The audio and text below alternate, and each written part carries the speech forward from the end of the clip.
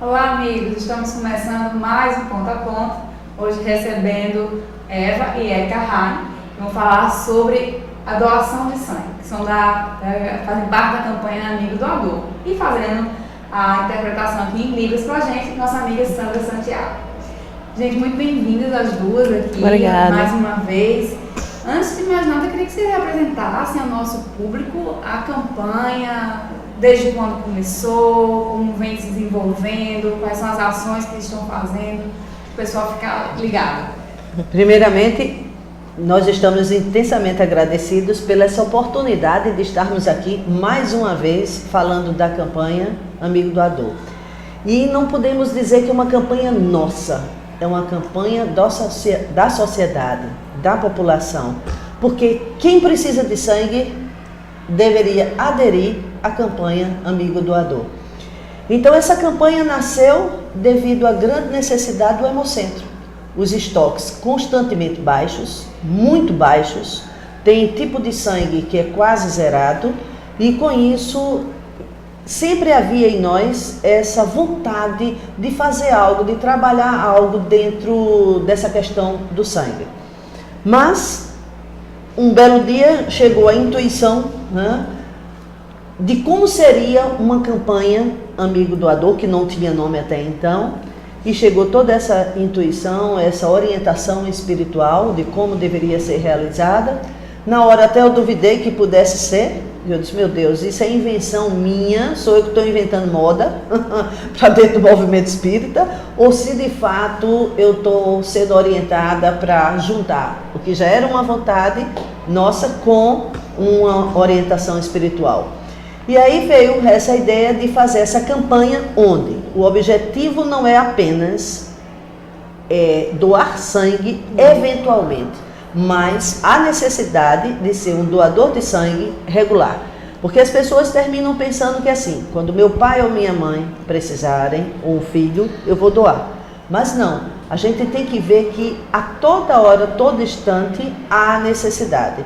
E se eu não penso nisso, não me torno regularmente uma doadora de sangue, eu mesma, mais adiante, posso ser prejudicada com isso, né? Ou qualquer um familiar, ou qualquer um amigo. Então, se nós podemos doar cesta básica, enxovais, outras coisas materiais, fazemos essa assistência material na casa espírita, por que não começar a incluir a doação de sangue? Quando é uma necessidade, contribui para que a pessoa continue na estrada da vida, dando seguimento, evoluindo, aprendendo, né? Então, essa campanha, o objetivo número 1 é esse. Despertar a necessidade de ser um doador de sangue, não apenas eventual, mas regular. Ou até mesmo no dia da campanha, né? É um trabalho que a gente vem o ano inteiro fazendo divulgações, tanto pelas redes sociais, quanto pelo WhatsApp também. É uma mensagem que a gente sempre fica passando lá no centro, no Viana, nas palestras. E o dia do evento é um dia, digamos, de uma celebração. É quando a gente, né, consegue reunir todas essas pessoas que ajudaram o ano inteiro e que querem participar de alguma forma. Então, alguns contribuem oferecendo lanchinhos, outros já contribuem ajudando na organização, outros na divulgação, outros doando mesmo. Então não são todos que doam, mas o sangue, né? Sim. Mas são assim, todos se envolvem nessa causa maior. Então é importante frisar isso. Quem não pode doar literalmente o sangue, mas doa do seu tempo, doa do investimento, doa do movimento de conscientização, mesmo que não possa doar, eu digo, doe de sua lágrima e suor. Também tem sal, como tem o sangue, o sal da vida. E a nossa rua se transforma numa grande festa. Então essa campanha é o ano inteiro, mas o evento na frente do Centro Espírita Viana de Carvalho se realiza exatamente no último sábado de novembro, todo ano. Estamos no 3º ano. E realizamos esse ano junto com a ONG Doe Sangue PB, que trabalhamos em parceria com a ONG Doe Sangue PB. Onde está uma, está a outra, caminhamos juntos em tudo. Então, nós estivemos dia 14 de junho na Lagoa, que foi o Dia Internacional, Dia Mundial do Doador de Sangue. E 25 de novembro é o Dia Nacional do Doador de Sangue. Então, esse ano vai cair exatamente no dia 25 de novembro. Então, aí é que a festa vai ser grande. Então, na rua nós temos espaço gourmet, bazar, brechó, espaço música, músicos, né? poesia, também. Dança, o circo, brechó, né? O pessoal dos Pirilampos aqui da federação contar com a gente também. Turma jovem vai para lá, dos Pirilampos. Então é de 8 da manhã até as 4 horas da tarde. Com muita animação e muita festa para os mais tenebrosos, de medo de doar sangue, se encorajem e estejam lá conosco, viver nesse momento com alegria. Durante o ano, né, como você disse, é uma celebração, esse é o dia da celebração do trabalho, mas durante o ano, quais são as ações que as pessoas podem se engajar junto com vocês na campanha? Bom, a gente faz, como a Érica falou, a divulgação o ano todo com imagens, vídeos, pelos pedidos também, né, de quem precisa. Isso. Sempre quando a gente, porque a ONG Doe Sangue, ela sempre compartilha quem está precisando. Então eles passam esse material para a gente e a gente divulga, tanto com os nossos amigos mesmo, quanto nos grupos e nas páginas também. Tem a página no Face da campanha Amigo Doador. Lá vocês podem também ter algumas informações a respeito da campanha, fotos de edições passadas. Então a gente sempre fica atualizando. Então, para que a gente comece já conquistando novos adeptos a essa campanha, a essa ação maravilhosa, queria que vocês explicassem para a gente quais são os pré-requisitos para ser um doador de sangue. Porque às vezes a gente está em casa, a gente se comove com a causa, a gente tem interesse, mas a gente pensa, eu acho que eu não posso ser doador, né? Fica na dúvida. Então, quais são os pré-requisitos para ser um doador de sangue? Os pré-requisitos, assim, são vários, né? A gente aqui pode fazer um apanhado geral, que é ter entre 18 a 67 anos, porém os de 16 anos também podem doar, mas esses devem estar acompanhados dos pais ou de algum responsável, né, de maior ao lado dele, e ele também deve levar o documento com foto, a identidade, ou outro documento desse tipo. Estar em boa saúde física, né, é o primordial, assim.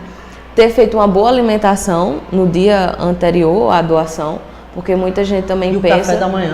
Um café da manhã bem reforçado. Muita gente se pergunta, mas pode tomar café da manhã? Eu tenho que me alimentar? Porque pensa que é como exame de sangue, que tem que ir em jejum. Aí chega lá com 12 horas sem se alimentar.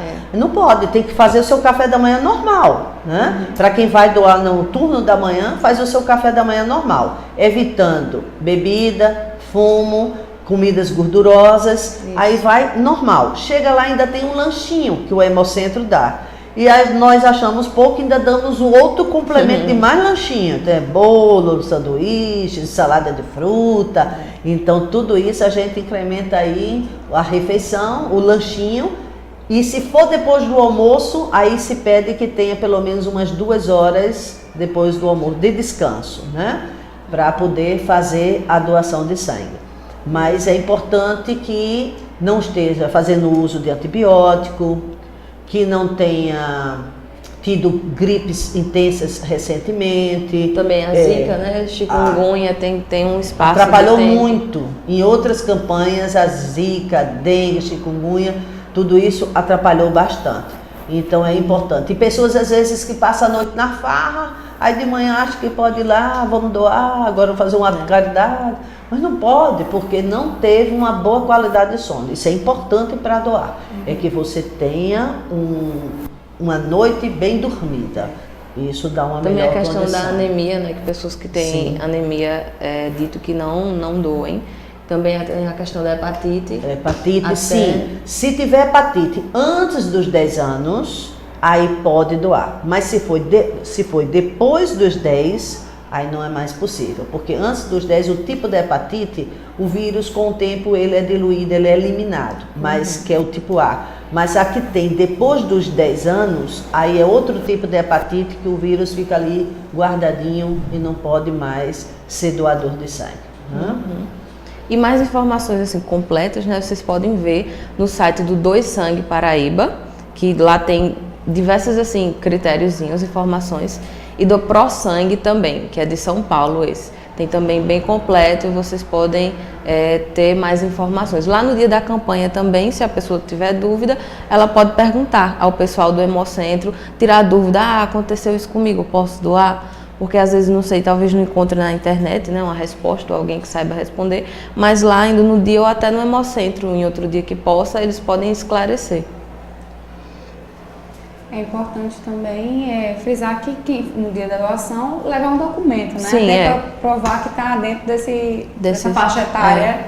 Né? Isso. É fundamental o documento. Muitas pessoas chegam lá, muito animadas, aí quando pergunta, trouxe documento ou identidade? Não.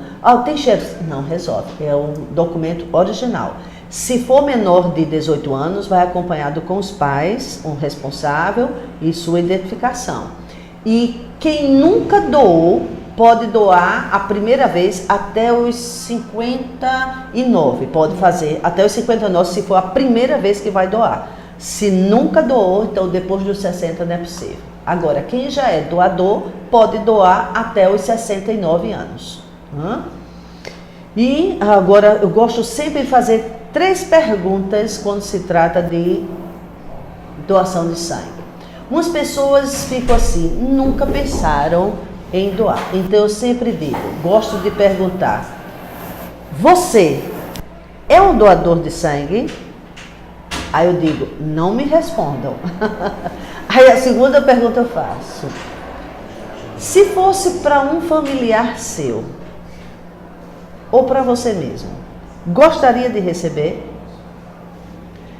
E por que você não é um doador de sangue? Sei que muitos não são por uma questão física, uma impossibilidade de uma doença. Mas aqueles que não estão desse perfil, por que não é um doador? Aí uns dizem, nossa, eu morro de medo de agulha, eu morro de medo de sangue. Mas eu acho que o morrer de medo de sangue de agulha só é enquanto você pensa que você vai ser um doador. Mas se você estivesse agora numa cama de hospital, esperando por uma bolsa de sangue, ou em casa, numa anemia profunda, num processo de quimioterapia, um processo cirúrgico que vai enfrentar, e que se você não receber sangue, você não passa por essa etapa. E aí, o medo será que ainda permanece? Na hora de receber? Então, o medo só existe na hora de doar, mas na hora de receber, eu acho que esse medo some, né? Com certeza. E quais são os impedimentos assim, mais comuns que normalmente acontece de a pessoa não poder doar por essas questões? Seria justamente estar tomando antibiótico, né? E o uso de alguns medicamentos, como antidepressivos também, né? Também, não pode. Também a tatuagem, pedido que esperem um prazo de 1 ano, assim, tatuagens e piercings, que esperem um prazo de 1 ano depois que fez a tatuagem, né? Ter ingerido bebida alcoólica, ter fumado com menos de 2 horas até o momento da doação. Pressão alta, né? Tem diabéticos, já falou. Né? Os diabéticos, se for um tipo de diabetes que vive usando a insulina, um grau mais acentuado, não pode. Agora, tem pessoas que têm um grau de diabetes tipo 2, bem controlado, e que a taxa permanece até abaixo de 100, como se nem fossem diabéticos. Então, alguns casos, é possível. Mas se associar a outros problemas, também fica impossibilitado. É importante também não pode. A mulher grávida não pode doar. Por quê? Porque o período da gestação, a mulher já está num processo de grande doação, né? Onde ela já vive naturalmente um processo de anemia. Então, eu, pelo menos, não conheço, pode haver, eu não conheço nenhuma mulher que passou pelo período de gestação sem precisar tomar fortificantes, tomar algum remédio de ferro, à base de ferro, para poder aumentar a sua taxa do sangue. Então, ela já está alimentando um outro ser, precisa para ela. Ela pode, no momento que estiver fazendo a doação de sangue, passar mal, desmaiar, ter um mal-estar. Isso vai botar em risco ela e o bebê. Então, a prioridade é a saúde dela e a saúde do bebê. Se ela quer ser doadora, ela espere ter o bebê, dá um tempo e mais adiante sempre é hora de se começar a ser um doador. Outra doação seria a da medula óssea também, Sim. que é muito importante porque a compatibilidade Sim. é muito limitada, né? Uhum. E a doação de órgãos também, né? Uhum. Nesse caso, quais são os cuidados, como é que a gente faz para se tornar um doador de medula, de órgãos, para que o pessoal de casa também se informe a respeito disso? É importante que você expresse, em primeiro lugar, seu sentimento para seu familiar. Então, no Brasil, qualquer pessoa ela pode ser doador de órgão, a não ser que você faça um documento dizendo que não é doador. Mas aqui, automaticamente, se é um doador de órgão. Agora, é importante, algumas pessoas, algumas famílias, quando se vê numa situação de um acidente, de um problema que já está hospitalizado, que já foi comprovada a morte encefálica, então muitas pessoas ficam com receio, com medo de estar traindo até seu familiar, violentando, roubando, furtando dele pedaços, e que para ele vai ser ainda muito importante depois do desencarne, né? Então é importante que haja essa conversa em casa. Eu sempre digo a ela: eu sou doadora, o que prestar de mim, o que servir, pode dar. Se é para ir para o buraco, vai para dar vida e esperança a muitas pessoas. Não vai me servir. Usei enquanto foi possível que estava aqui encarnado. No momento do desencarne, não me pertence mais. O corpo não sou eu não sou esse corpo. Eu estou hóspede nele. E como hóspede, eu tenho obrigação de cuidar bem dele. Eu tenho obrigação de zelar por esse veículo que me foi emprestado pelo alto, para que através desse veículo eu crescesse, trabalhasse, estudasse e evoluísse. Então, ele é só apenas um empréstimo. A partir do momento que eu não vou mais morar nele, habitar, ele não me pertence. Que sirva para alimentar a esperança e viabilizar e dar oportunidade a tantos outros que ainda precisam da jornada da vida terrena. Aí é interessante que alguns espíritas dizem assim: mas será que deveríamos mesmo doar se ele está passando por aquele problema de saúde? É um processo kármico dele. Então, se ele está com problema de coração, pulmão, fígado, seja o que for, é porque ele fez alguma coisa em vidas passadas que lesionou o órgão, e aí com isso é o karma dele, ele vai ter que passar pelo karma dele. Aí pode ser. E se o nosso for em doar? O karma dele ainda está sendo em viver materializado no órgão, a deficiência por um mau uso. E se eu nesta vida já estiver na oportunidade de não mais fazer o resgate pela dor, e sim pelo amor? Então as pessoas, não quero nem me envolver, isso é aquela história. O problema é teu, não é meu, não tem nada a ver com isso.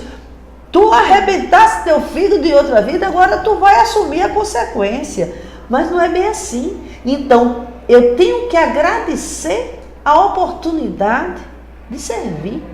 Agradecer a oportunidade de ser útil.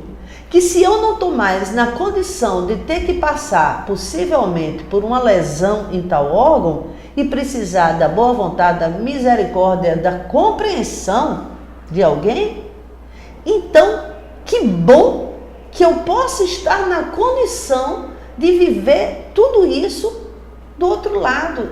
Em que lado? Daquele que eu posso dar, que eu posso doar, que eu posso servir. Se ele foi alguém em vidas passadas que por mau uso de uma conduta equivocada lesionou algo, veja bem, eu posso ter sido também junto com ele uma das causadoras, não necessariamente com ele, mas ter de provocado. Eu gosto de comparar assim. Às vezes as pessoas pensam que a gente está ainda na fase da lei de Talião, né? Olho por olho, dente por dente. Se um dia eu atirei no coração de alguém, eu vou ter que levar um tiro no meu coração para quitar meu débito. Alguns espíritas ainda pensam assim, que é dessa forma, bem matemática. Mas, dependendo da minha evolução, da minha compreensão, da minha conscientização, meu crescimento ou meu resgate é o que eu digo, não precisa ser só pela dor. Eu posso plantar sentimentos de amor, desenvolver afetos, curar a ferida da alma de muitas pessoas, e o coração vem como uma representação do amor, não é? Ah, meu coração está doído, meu coração está partido, símbolo de todo sentimento de amor. Então, eu não preciso ter que levar um tiro no coração para eu ter um resgate ou um crescimento. Eu posso ajudar a sarar feridas na alma de muita gente. É uma forma de evolução. Então, felizes são aqueles que podem fazer o seu resgate não mais só pela dor, e sim pelo amor. E ser um doador de sangue ou um doador de órgão é uma bela oportunidade para esse crescimento conjunto, cada um vivendo o seu momento. Com relação à doação da medula, é super fácil também, né? Eu já sou cadastrada como doadora de medula, fui no meu centro, preenchi uma fichazinha com os meus dados, Sim. coletei um pouquinho de nada de sangue e pronto, estou ali já cadastrada. A gente sabe a dificuldade que é encontrar alguém compatível, né? E quantas pessoas estão na fila, né, aguardando, e quantos ainda poderiam já ter feito esse cadastro rapidinho, que é apenas uma coleta, não vai tirar pedaço nenhum da gente, né? Mas que pode salvar uma vida. Com certeza. Ainda com relação à doação de órgãos, você muito bem falou dessa possibilidade do resgate. Mas ainda dentre a população espírita também há aquela questão de dizer, uma vez no plano espiritual, será que o perispírito não vai ficar lesionado pela falta daquele órgão, né? O espírito não vai ficar sentindo falta? Então, também tem essas questões. Então, perispiritualmente, né, já que a maioria do público que nos assiste é espírita, pode ter esse questionamento, existe alguma consequência para aquele que doou o seu órgão?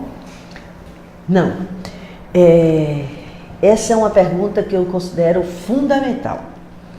Uma vez, há uns tantos anos atrás, um tio chegou para mim e disse assim: eu não doaria meus órgãos, principalmente meus olhos, que vai que eu chego do outro lado da vida cego. Então não vou doar não, vai que eu preciso deles. E eu era muito jovem, eu creio que tinha 17, 16 anos, era adolescente, e aquilo já me despertou uma curiosidade.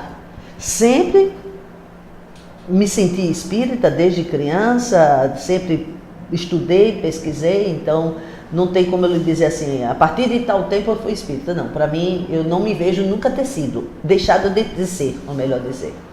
Então, quando ele falou dessa questão, eu me questionei, sim, e aí? Chega cego ou não chega cego? Vai lesionar ou não lesiona? E isso despertou uma curiosidade, né? Eu disse, não, a partir de agora eu vou procurar saber como é que essa coisa se efetua, né? Como é que isso acontece. E aí fui, na minha curiosidade, movida por isso, fazendo as pesquisas, e é muito belo tudo isso. Por quê?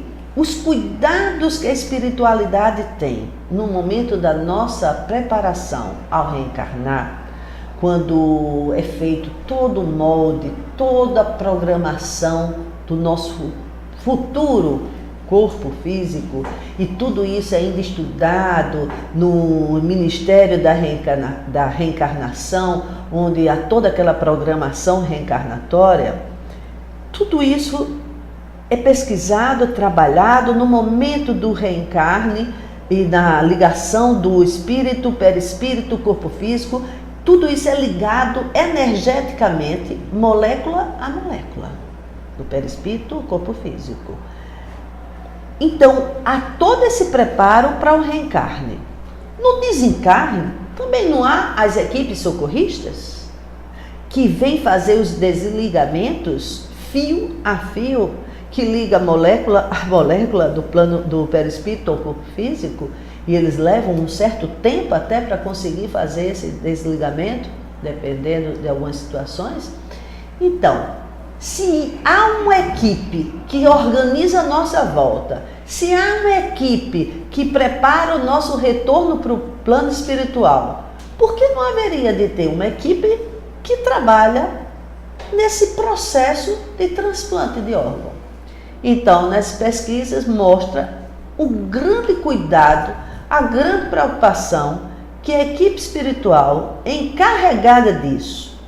Quando nós vemos os médicos atuarem na medicina da Terra, é uma equipe. Enfermeiras que instrumenta, que ajuda nisso, naquilo, o médico, o anestesista, enfim, é uma equipe.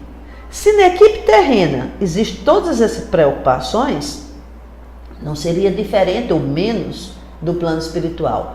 Então, no momento que vai haver o transplante de órgão, isso só se dá quando há uma comprovação de que houve realmente o óbito. E o óbito não é porque está em coma, o óbito não é porque o coração acabou de parar ou está... Não, o óbito se dá com a morte do tronco encefálico. É aí que é comprovada realmente a morte, quando para totalmente o funcionamento do tronco encefálico. Sem isso, não é considerado que houve óbito. E quando há essa morte do tronco encefálico, é irreversível. Aí não tem mais como voltar. Nesse momento, houve o desligamento do ser humano, do encarnado, né? Houve todo o processo, já iniciou todo o processo do desencarne, do desligamento. Então, quando há o transplante de órgão, porque o paciente de fato desencarnou ou morreu, foi a óbito, então tem toda uma equipe da Terra e espiritual agindo naquele processo. No momento que a equipe espiritual desliga, aquele órgão deixa de ser comandado, regido pela psique daquele que até então era do seu suposto corpo, né? Eu digo que ninguém é dono de nada. Então, era regido cada órgão nesse momento. Todos os meus órgãos estão regidos pela minha psique. Mas no momento que há a retirada, não há mais influência da minha psique sobre aquele órgão. Então, à medida que ele for, a equipe da Terra fazendo as ligações para fazer o transplante no futuro corpo que vai abrigar aquele órgão, enquanto a equipe da Terra prepara essas ligações em toda essa parte biológica, orgânica, a equipe espiritual vai fazer uma religação no novo corpo físico, ligado ao novo perispírito, regido por todo um processo mental de quem vai hospedar agora aquele novo órgão. Então ele deixa de ser regido por mim, se fui eu a doadora, e que é você que vai receber, então vai ser teu processo mental, teu processo energético que vai influenciar no órgão recebido. É um trabalho em conjunto, né? Sim. Da equipe médica daqui da Terra, sem né? nem Do plano saber, mas material, né? Com a do plano espiritual. Então, à medida que o corpo está sendo adequado àquele novo órgão na questão da matéria, a mesma coisa está acontecendo no plano espiritual. E outra coisa que é importante é que o que lesiona, isso eu acho que fecha toda a questão para quem é espírita. O que lesiona ou vai me fazer falta, ou vai me prejudicar no outro lado da vida, não é o órgão que eu doei, ou autorizei ser doado, ou que minha família autorizou a ser doado. O que vai lesionar o meu perispírito e os órgãos correspondentes que nele existem é a minha conduta. Não é a minha doação, não foi a minha autorização de tal órgão que vai me deixar cego, problema renal, com problemas cardíacos, com insuficiência respiratória. O que vai lesionar é isso que ninguém quer pensar. Não vou doar meu pulmão não, vai que eu chego lá com falta de ar. Não vou doar minhas córneas não, que vai lá que eu fico cego. Chego cego. Não se preocupe não, que Tudo que você vai colher do outro lado é tudo que você plantou enquanto estava encarnado. Depois do seu desencarne, não lhe compete mais. Então, ao invés de estar preocupado com as lesões que a doação de órgão possa ocorrer, seja ainda a doação em vida ou após o óbito, a preocupação número 1 é o que eu estou fazendo de mim, o que eu estou fazendo com o meu corpo, o que eu estou fazendo com esse corpo que me foi emprestado como veículo de evolução. Esse eu vou responder por ele. Como eu cuidei desse corpo, que trato desse corpo, a nível de alimentação, de conduta de vida, de pensamentos, de sentimentos. É isso que vai lesionar meu perispírito, e não por um ato de amor, por ter aberto mão e ter dito, usei o quanto que me foi necessário, agora que possa servir para quem ainda necessita. Com relação à rejeição de órgãos, que acontece em alguns casos de transplantes, existe alguma relação entre essa rejeição e o perispírito? Olha, a questão da rejeição se passa, em primeiro lugar, pela questão do merecimento. E outra é a questão vibracional, é a questão energética. O que não quer dizer que quem está doando era uma pessoa má e que está recebendo é boa, e aí não houve compatibilidade, ou vice-versa. Não, a questão não se passa porque um é bom ou outro é ruim. É uma questão de vibração, uma questão energética, que às vezes ocorre esse processo de rejeição.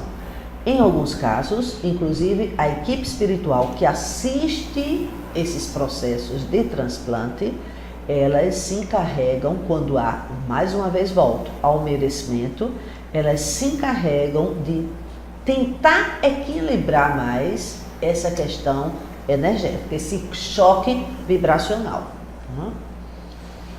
Como você bem falou, existe equipe para tudo. Né? Equipe para tudo, tudo. Tem serviço, quando desencarnar, tem serviço para todo mundo que quer trabalhar. Aqui também tem, às vezes a pessoa diz que está desempregado, fica choramingando, mas no plano espiritual tem serviço para tudo, tudo tem equipe destinada. Né? Não existe o ócio. Algumas religiões não recomendam, até dizem assim, que não se deve doar os órgãos, né? Concepções à parte, mas o que no campo que nos permite discutir, que é a doutrina espírita, o que a doutrina espírita diz a respeito, como se posiciona? Olha, Chico Xavier, Divaldo, Joana de Ângeles, todos, pelas pesquisas que fizemos, todos apontam como uma oportunidade de servir ao Cristo. Não é desrespeito, não é violentar o corpo, não é furtar órgão de um parente e passar para uma outra pessoa, não. É uma brilhante oportunidade de servir. É uma brilhante oportunidade de sermos úteis, até mesmo quando nem mais aqui encarnados estamos. Então, é agradecer a Deus a oportunidade de servir e de cooperar com a vida de tantos outros. Né? E eu sempre gosto, na dúvida, inverta a situação. Quando espírita tiver receio de doar um coração a um jovem, um pulmão, as córneas, pele, seja lá o que for, quando espírita tiver dúvida se é justo ou não, se é ético ou não, se está dentro da autorização espiritual ou não, ser um doador, inverta que a resposta chega.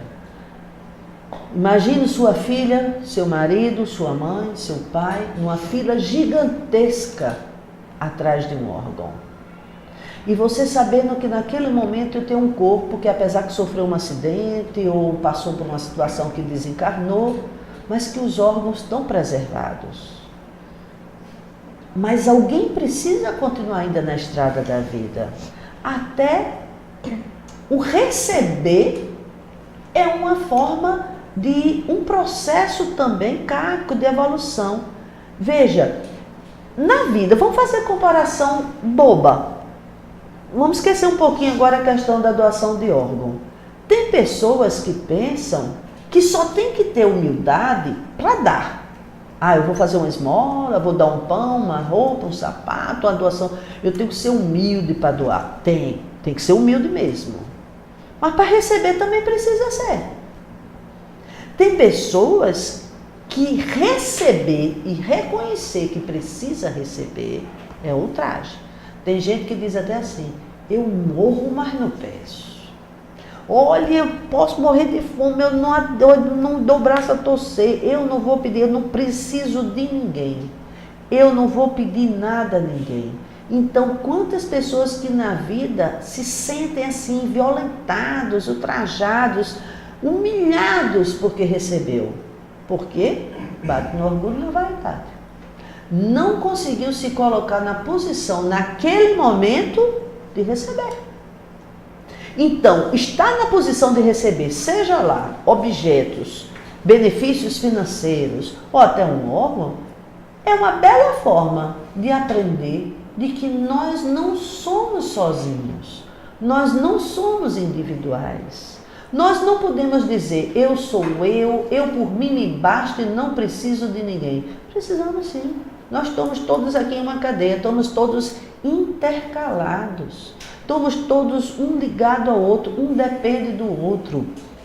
Então, e na vida, tem momentos que nós estamos para receber e outros nós estamos para dar. Seja para dar ou receber, precisamos de humildade. Quem dá, tem que dar apenas por ter percebido no outro a necessidade de receber. Mas não dar se sentindo dono daquilo que deu. Tem gente que lhe dá uma bolsa, uma blusa, um brinco. Ei, Jean, cadê aquilo que eu te dei? Cadê aquele presente? Olha, tu me agradece, vê se... tu não tem nem ideia de quanto custou. Menina, aquilo custou tanto. Então, olha, eu fiz isso por tu. Se não fosse eu, tu não tinhas não, tá? Olha, agradece a mim, porque senão, olha, tu nem sabes. Tu conseguisse isso foi porque eu batalhei. Então tem gente que dá, mas ele está sempre cobrando o que lhe deu. Ele está sempre jogando. E você fica na vida eternamente devedora, refém. É como se fosse uma dívida impagável. Fica cobrando o que deu e jogando na cara. Dê e siga em frente. Dê apenas porque percebeu a necessidade do outro em receber. E a alegria do dar vem da felicidade que se vê no outro, da satisfação. Para receber também precisa dessa humildade de reconhecer que você não é onipotente, que você não pode tudo, não sabe tudo, dá conta de tudo. Tem certos momentos da vida da gente que estamos na posição, sim, de receber. Como ora, somos na vida professores, mas todos os momentos somos alunos, não é? E na hora da doação do órgão, é importante porque só temos que agradecer que no momento em que meu espírito não mora mais nesse corpo físico, que eu não necessito, eu possa dizer, me foi útil enquanto aqui estive e precisei usá-lo. Agora, que possa servir para outros que ainda estão na estrada da vida e que eu possa, desta vez, cooperar para que ele continue na estrada e não venha aniquilar os passos dele na vida, abreviando, inclusive, o retorno dele à pátria espiritual, como posso ter feito em outros tempos, em outras vidas. Então, felizes daqueles que podem doar e doar-se, não é? Felizes daqueles. Então a doutrina espírita só apoia, nada contra. Nenhuma lesão, não vai chegar um manco lá. Não chega cego, não chega surdo. Pode chegar por sua má conduta, mas não porque fez ato de amor doando órgãos de si. Outra coisa que vem à mente agora é que é um ato livre de todo e qualquer preconceito. Sim. Porque quem doa não sabe para quem doa, quem recebe não sabe quem recebeu. não sabe o sexo, não sabe a cor, não sabe religião. Então, assim, é fazer o bem pelo bem, né? Sim. Realmente sem olhar a quem. Isso. Né? Pela sensação de estar fazendo uma pequena parte que lhe compete. A gente fala tanto na sociedade doente que a gente precisa melhorar. Então, essa melhoria começa em nós e que as pequenas coisas que a gente pode fazer. Doando sangue, né? Sendo mais paciente, se engajando em coisas boas, fazendo com que realmente a nossa sociedade se transforme em algo melhor. Então faz parte nossa e eu acho que realmente é uma grande forma da gente quebrar os preconceitos, as barreiras e ir além, né? Isso. Verdade. Uma coisa muito importante também, alguns dizem, mas se quem desencarnou sofrer do outro lado e ficar obstinando para onde o órgão dele foi, eu disse, e precisa só ser pulmão e coração? Quem quer obsidiar ou que não quer se desligar, não quer desencarnar, ele também não vai gostar quando doar as joias dele. O relógio, o carro, a casa, as roupas, o dinheiro. Ninguém pensa nisso. Não vou dar o dinheiro, não vou dar a joia, o sapato, as roupas, o relógio de ouro, a casa. Não, porque ele pode estar sofrendo do outro lado. Tem gente que com uma semana, o pobrezinho, nem esfriou ainda no túmulo. Já estão dando tudo. Na hora dessa ninguém pensa, né? Que ele pode não estar gostando. Agora na hora de doar órgão, não. Então, veja. E doando órgãos, são parênteses, né? Doando órgãos que foi uma atitude que ele quis, né? Que ele se prontificou a fazer. E já o repartilho, né? O repartilhamento dos bens dele, já foram os familiares que decidiram, o que eu vou dar aqui para ele. E mesmo quando ele não autoriza e expressa que é um doador, algumas pessoas dizem, mas ele não disse nada, ele pode ficar revoltado, né? Pode alguém pensar assim. Mas veja, uma família que está há anos, porque quem está na fila do transplante está há anos. Verdade. Ninguém está uma semana, está há anos. Rezando, o telefone toca, nossa, correm para atender. Já naquela espera, naquela esperança de que seja, corra para o hospital que chegou o seu coração. Uma família que está nesse estado, com tanto no relógio, correndo contra o tempo, que recebe um órgão. Ele nem vai perguntar de quem foi. Foi branco, preto, gordo, magro, espírita ou não espírita. É um coração que chega, né?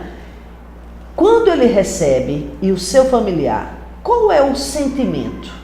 Gratidão.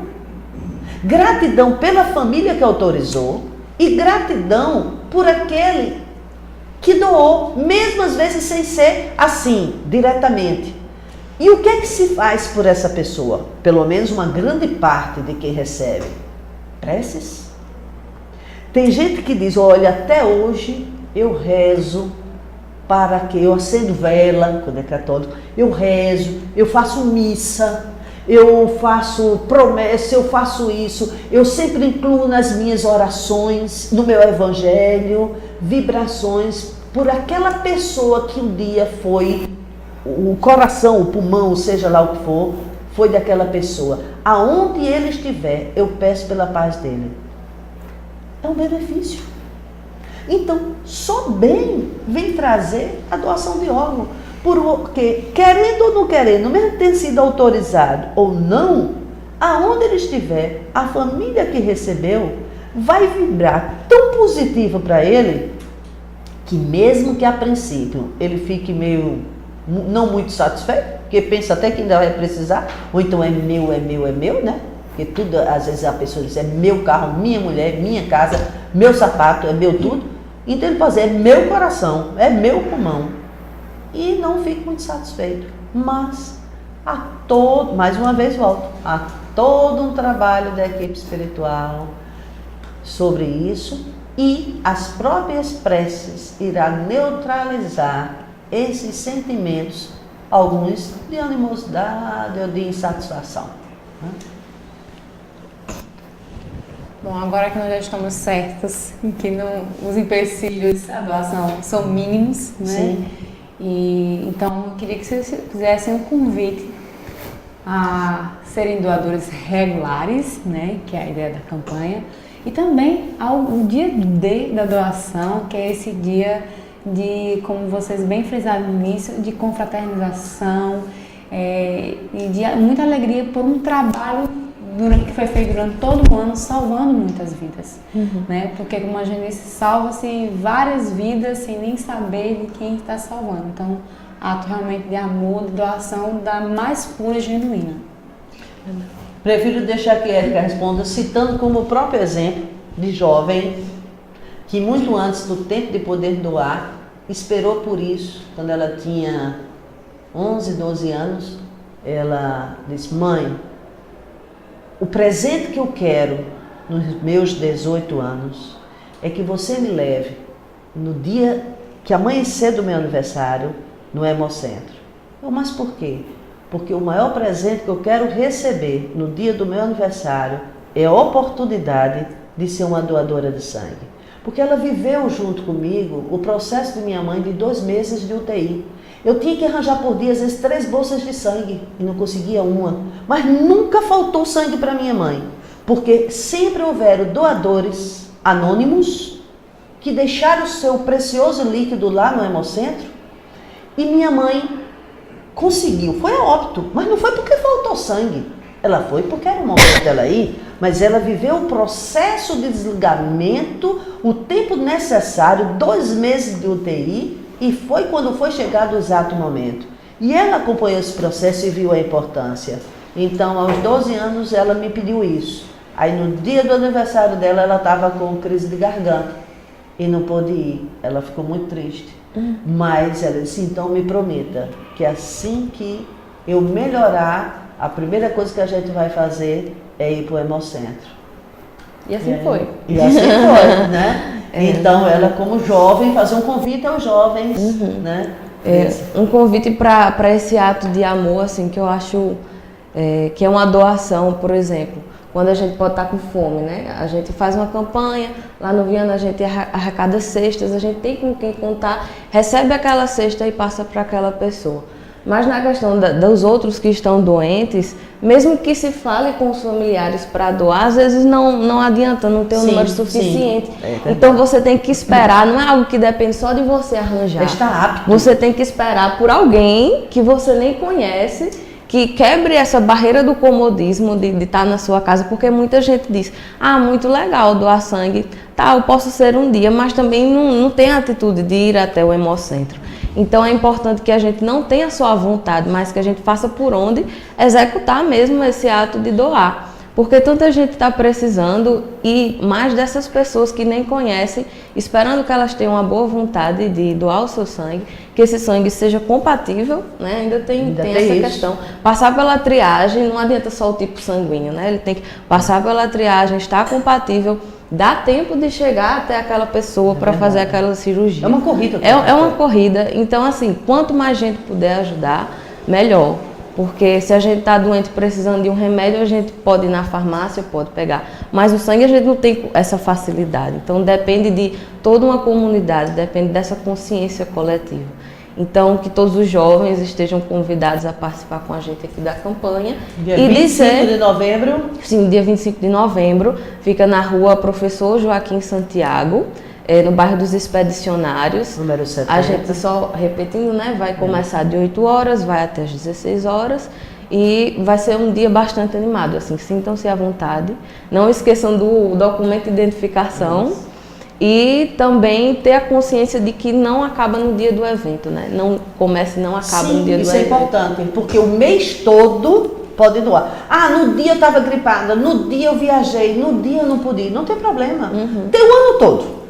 E pela campanha Amigo Doador, que nossa frase inclusive diz: a esperança corre em suas veias, né? Isso é importante, que não precisa ser só no dia 25 de novembro, mas o mês todinho pode chegar no Hemocentro e dizer: vim fazer a doação em nome da campanha Amigo Doador. Isso é só para constar lá, porque é importante que eles vejam quantas ONGs, quantos movimentos e instituições estão trabalhando para isso. Mas isso não quer dizer que o sangue, doando em nome da campanha Amigo Doador, vai vir para o povo da campanha Amigo Doador. Ainda bem, ninguém ainda está precisando, só está dando, né? porque era bom que o estoque ficasse bem grande, que se viéssemos a precisar, a gente já tinha lá guardadinho. Mas não é o caso. Então, só lembrando disso, para constar na estatística, para ver os trabalhos, as parcerias que fazemos, né? Isso tudo é importante e serve também de incentivo a outras instituições, outros segmentos religiosos, as faculdades, as escolas, a maçonaria também dá muito apoio. Então, quantas pessoas que poderiam, olha, se fizesse pelo menos uma vez ao ano um momento desse, então seria muito importante. E a campanha e até o mês de doação, né, é apenas um veículo, né? Sim. O que a gente quer despertar justamente que o amigo doador, ele é um amigo doador o ano inteiro, não é só no dia da campanha. Então, que a gente possa sempre estar se informando, se tem a vontade de doar, se informa mais a respeito, vai lá no Hemocentro, conversa um pouco, se não quiser doar logo, tira as dúvidas, conversa com algum amigo que já doou, mas tenta quebrar assim, esse tabu do comodismo, tenta realmente entender e ver que você pode ser uma peça fundamental para salvar a vida de alguém, né? E se feita a triagem, porque o carro do Hemocentro estará lá, as médicas, assistente social, enfermeira, verificamos, além da equipe do Hemocentro, nós temos uma equipe voluntários de enfermeiros, médicos, onde vamos ver a glicemia, a pressão. Então, mesmo que a pessoa diz, eu não posso doar, então não vou. Não se preocupe, é o que eu digo. Alguma coisa você pode fazer. Você leva um amigo, leva um parente, leva um conhecido, e se ninguém aparecer, vá. Vá para ouvir música, para ouvir poesia, para se divertir com o teatro, para ver o brechó, o espaço gourmet, delícias, maiores delícias. É uma tortura. Só não pode ir de dieta. Mas vamos ter feirinha de livro, feira de plantas ornamentais e medicinais. É um para todos os gostos, né? Para todo mundo. Só não ajuda quem não quer. Mas sim, essa feira toda é para quê? Bom, eu não posso doar sangue, mas eu comprando uma dessas coisas por preços bem baixos, né? Vai tudo ser revertido em quê? Assistência social. Então, se eu não dou sangue, eu posso estar viabilizando a compra de enxoval para os bebês que são assistidos por nossa casa, a cesta básica, muletas, pagar exames para as vovós que são assistidas pela nossa casa, tomografia, ressonância, remédios, enfim, carrinhos de bebê, berços, camas, um monte de coisas que essas vendas que são realizadas nesse dia, eu digo, a gente envia para o Hemocentro sangue e as pessoas ajudam a enviar para nós verba para que possamos manter durante o ano todo o trabalho de assistência social da Casa Viana de Carvalho, que é gigantesco. Então, é uma forma de servir. Não dei sangue, mas dei minha contribuição para favorecer quem está necessitando, que nem só de sangue se precisa. Tem outras necessidades, não é? E assim a gente vai vivendo, interagindo e contribuindo um com o outro. E como é bom poder ser bom. Exatamente, gente. E outra forma, eu estou lembrando aqui também, que você acompanhe nas redes sociais a campanha Amigo Doador e o Doe Sangue Paraíba, e que compartilhe nas suas redes sociais as postagens, né? Porque aí faz com que mais pessoas conheçam a necessidade de outros, né? Sempre tem ali um paciente tipo sanguíneo, às vezes muito específico, que precisa. Então, se você não pode ir lá, não pode doar, mas você pode compartilhar aqui, ó, no seu dedinho lá, pronto. Mas você está ajudando. Então, não vamos deixar de perder essa oportunidade de colaborar, de contribuir e de tornar o mundo mais feliz, mais suave para as pessoas. Então, meninas, muito obrigada pela participação de vocês. Essa campanha seja um sucesso permanente, né? Eu vejo que só vem crescendo, sucesso. Muito. Muitas adesões, uma parceria muito bacana de vocês. E eu fico muito feliz de tê-las mais uma vez aqui para a gente conversar. E agora com Sandra, que amplia o nosso público, que tem acesso às informações. Né? Também. Com certeza. Que tem acesso às informações e agora tem um público bem maior, sabendo que também pode doar e colaborar. Então, essa rede de amor só cresce. Então, gente, a gente fica por aqui muito feliz pela participação de todos vocês aí que nos acompanham. E já sabe, sábado que vem, horário local, que a Paraíba não está em horário de verão, a gente está de volta para mais um Ponto a Ponto. Grande abraço a todos e até lá. Obrigada.